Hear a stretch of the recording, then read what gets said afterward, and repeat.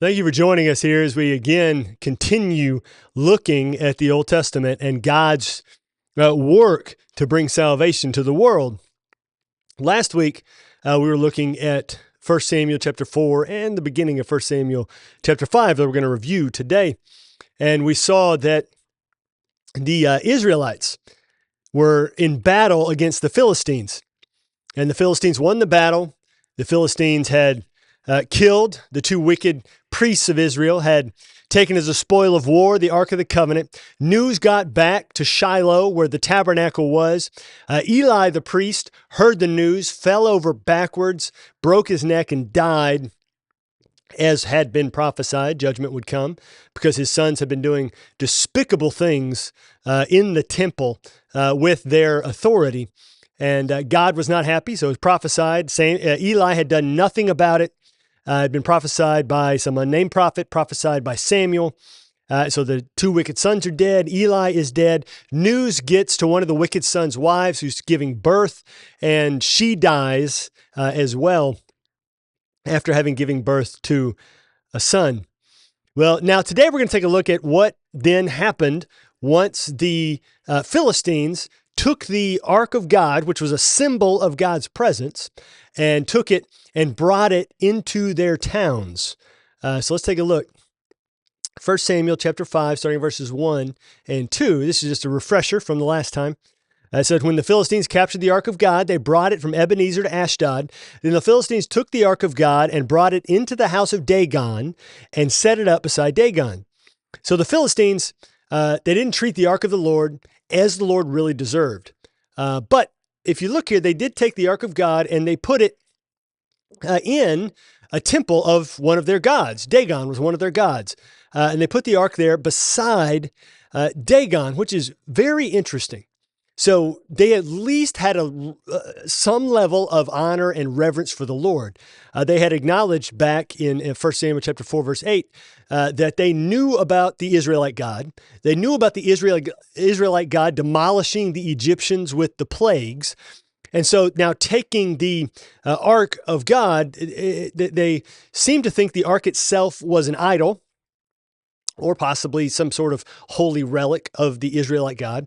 And they take it as an idol and they put it in a place that they considered to be honorable for worship in one of their temples, as though they might worship the Lord God alongside their own gods, which was not the way to honor the Lord at all. But their understanding about God and worshiping God, it was limited by their own pagan worship, but also may have been limited by how they observed the spiritual wickedness of the Israelites, because the Israelites had adopted the customs and habits, the worship habits of the unbelievers around them. They had been influenced by the unbelievers rather than influencing the unbelievers themselves.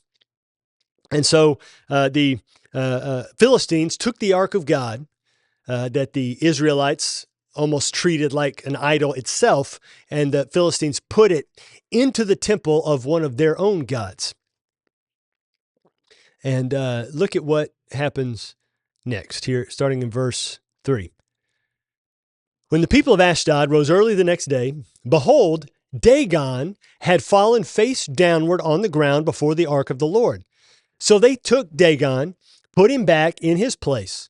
But when they rose early on the next morning, behold, Dagon had fallen face downward on the ground before the ark of the Lord, and the head of Dagon and both his hands were lying cut off on the threshold.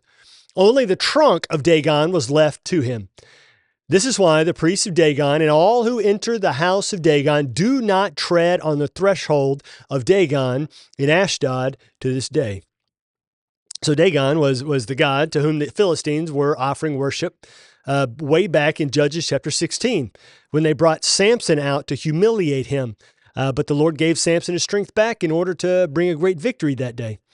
Dagon is also worshipped again after King Saul was defeated and killed, and King Saul was beheaded. The Philistines, they took King Saul's head, and in 1 Chronicles chapter 10, verse 10, it says, they fastened his head in the temple of Dagon. Possibly the same temple here in Ashdod. But here, at this point in 1 Samuel chapter 5, the idol of Dagon is humiliated before the ark after only being in the ark's presence for one day. So it seems as though God is really sending a message here. But the people did not get the message. For after the first day, when Dagon was merely knocked over before the ark of God, God gives them another chance by increasing the severity of the imagery with the loss of the idol's head and hands. And aren't we glad, honestly, that God is a God of second chances? I mean, he gives us a second chance. Here, he gave the Philistines another chance. But notice also something that really stands out to me, the futility of idol worship that is really completely lost on the Philistines. If their God was really real, why does he need their help placing him back in his place? And for that matter, why would he fall on his face before the symbol of the God of their enemies? God is making a point. Even though the Philistines won the battle, it was the Philistine God who fell down before the symbol of the presence of the one true God. And that Philistine God, that Philistine idol, was then beheaded. In ancient times, dealing with beheadings here, particularly this part of the world, defeated enemies would sometimes be decapitated. For instance, that's exactly what David did to Goliath after he struck him with a stone in 1 Samuel chapter 17, verse 5. So the Lord is trying to get the Philistines to understand that though they think they have been victorious over the God of the Israelites, they really have no idea of greatness, of any of his inherent greatness, of any of his great power. So it became a statute among the people there in Ashdod that they were to refuse to step on the threshold of Dagon's temple whenever they would come into worship, because it was there on the threshold that Dagon was humiliated by the God of Israel. Look at verse 6. The hand of the Lord was heavy against the people of Ashdod, and he terrified and afflicted them with tumors, both Ashdod and its territory.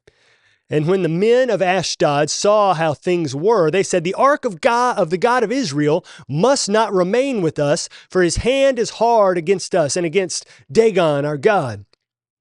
God had knocked over the idol of Dagon once. He knocked it over again. He dismembered it. And then God introduced tumors to Ashdod and all of the surrounding region. It's interesting to note that the people recognized God enough to put the symbol of his presence in the place of their worship. And then they understood that the tumors themselves were also from God. So they seem to understand the Lord's judgment a little bit better even than the people of Israel. In 1 Samuel chapter 4, verse 8, if we remember, the Philistines remembered that the Lord brought plagues against Egypt. So now they are afraid that God is doing the same thing to them. There are great discussions about what the exact nature of this disease would have been here for the people of Ashdod. Many believe it to have been some sort of rodent-carried disease, because in 1 Samuel chapter 6, verse 4, the Philistines make golden offerings to send with the ark when they return to Israel, and the golden offerings are shaped both like their tumorous growths and like mice.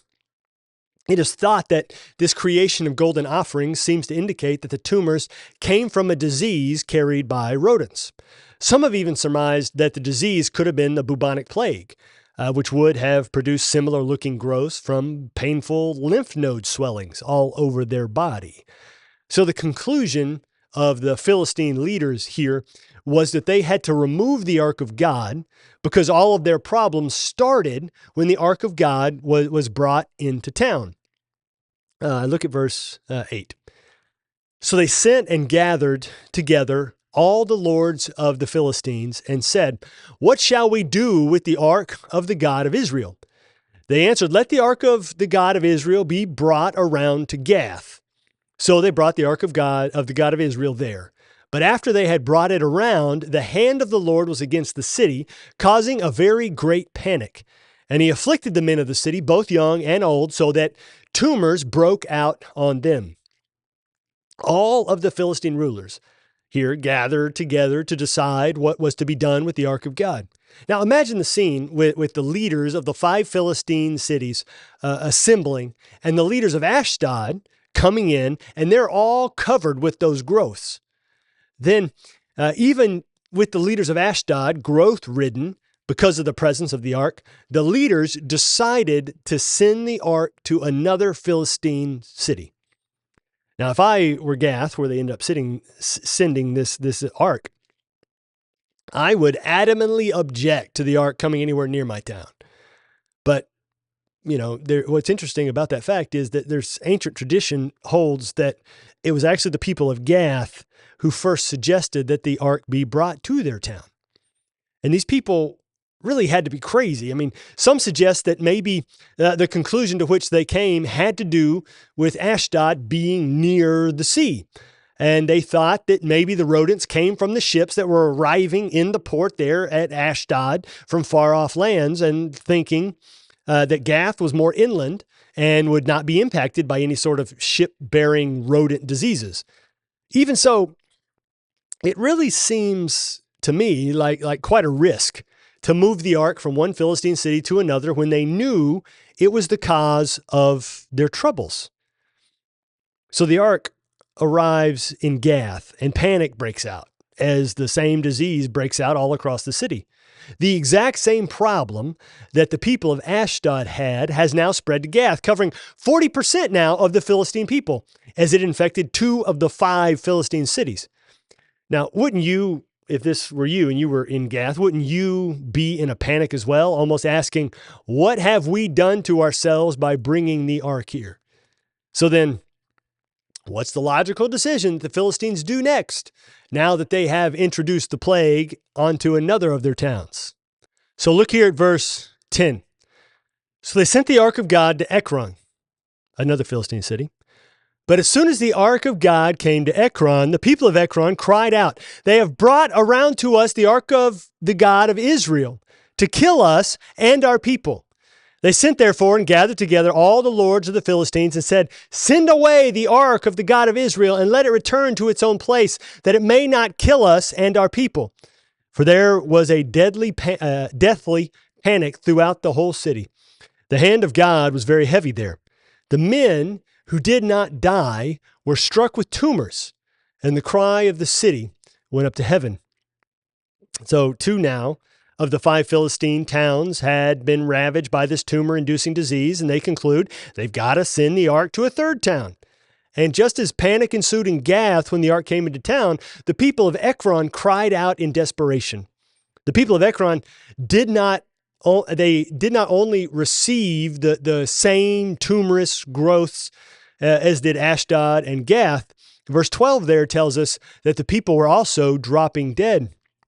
So just as with the imagery of the idol of Dagon falling face down before the ark of God and then God escalating the issue on the next day, now with the ark entering the 3rd Philistine city, God escalates the judgment. Notice there the first thing that the people of Ekron say in verse 10. They accuse someone of bringing the ark to their town in order to kill them and the people of their community. Now think about that. To whom do you think that they are referring? It seems to me that the only people to whom they can be referring is their fellow Philistines from the previous 2 cities. The people of Ekron said, "They have brought around to us the ark of the God of Israel." It wasn't the people of Israel, because the people of Israel didn't bring the ark to them. The people of Israel brought the ark to the battle. And then the Philistines defeated the Israelites in battle and took the ark as a spoil of war. And each town of the Philistines who possessed the ark took it themselves to the next town. So when the people of Ekron said that someone brought them the ark to kill them, they could only be referring to their fellow Philistines of Ashdod and Gath. As though in an effort to save themselves, the people of those towns chose to sacrifice the next Philistine town on the list. This sense of betrayal mixed with the sight of their neighbors dropping dead and others themselves, including themselves, contracting the tumor-inducing disease that worked to produce all throughout Ekron what is described here as deathly panic. This panic was of a degree that they felt as though the panic itself would kill them, in addition to them being afraid of dying themselves. So the Philistine rulers all gather again, but this time now, 3 out of the 5, 60% of them are covered with the tumors. The 60% wanted relief, and the other 40% wanted no part of that disease. Now look here at 1 Samuel chapter 6, verses 1 through 3. The ark of the Lord was in the country of the Philistines 7 months. And the Philistines called for the priests and the diviners and said, "What shall we do with the ark of the Lord? Tell us with what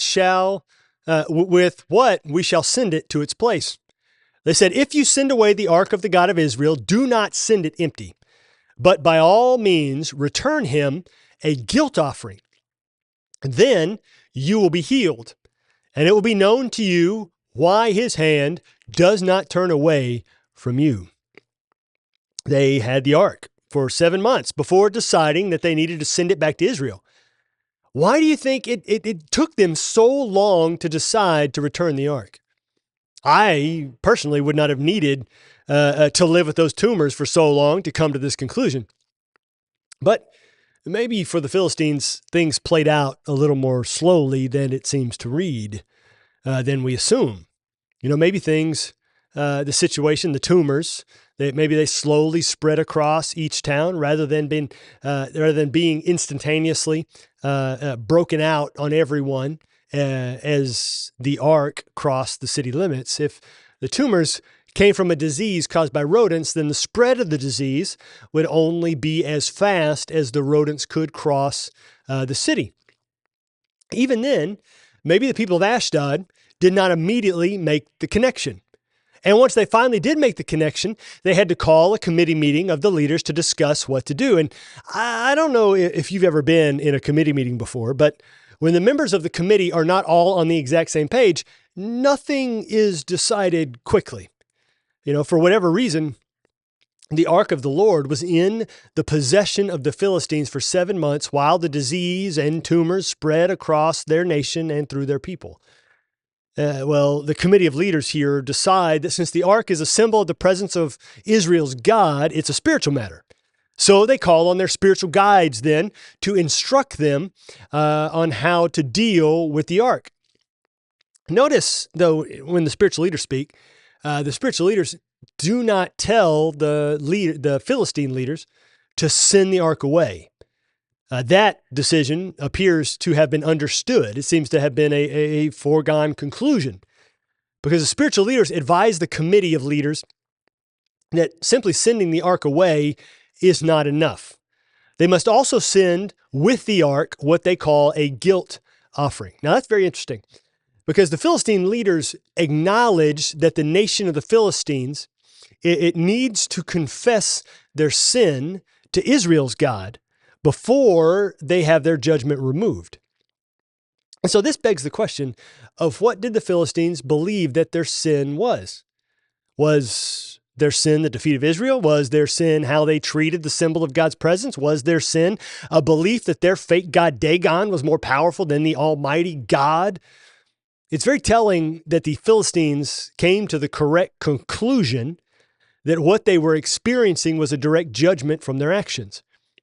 They also understood that they were not beyond hope. They could find relief from their judgment if they would simply acknowledge their sin before Almighty God. There were so many times that the Israelites themselves failed to grasp that very thing, the very thing that this pagan nation understood completely. Now, this is the same for us believers still today. Sometimes we are so hard-headed that we miss the message that the Lord has been telling us over and over and over for far longer than 7 months, like the Philistines here. And we need to pay better attention to the voice of the Lord and his guidance throughout all of our lives. So thank you again for checking us out as we're examining the Old Testament, and we've seen how the Ark of God has made its journey through the region of the Philistines in 1 Samuel chapter 4 and the first part of 1 Samuel chapter 6. Next week, We're going to continue this process and see how it all plays out as the ark of God is sent on its way almost by itself into the nation of Israel. So thank you for joining us today, and check us out next time.